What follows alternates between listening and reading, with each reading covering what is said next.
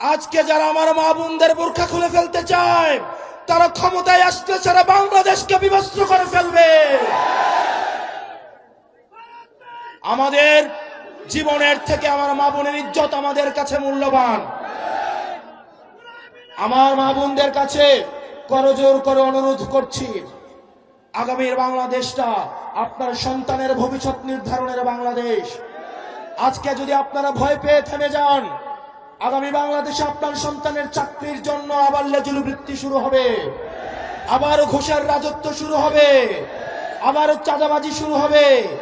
আপনারা যদি ঘুরে দাঁড়ান, এই ভয়কে জয় করতে পারেন, আপনাদের রাজনৈতিক ম্যান্ডেট নিয়ে প্রচারণার জন্য আপনারা প্রত্যেকটা ঘরে ঘরে যাবেন, প্রত্যেকটা বাড়ি বাড়ি যাবেন, প্রত্যেকটা নারীর কাছে, প্রত্যেকটা হাড়ির কাছে আমাদের শাপলাকলি এবং 11 দিন ঐক্যবদ্ধ জোটের প্রচারণা আপনারা চালিয়ে দিবেন। যদি কেউ বাধা দিতে আসে, আমরা ভাইয়েরা আপনাদের জন্য বুক পেতে দিব, আমরা জীবন দিয়ে দিব, কিন্তু মা বোনের ইজ্জত আমরা কখনোই হারিয়ে দিব না।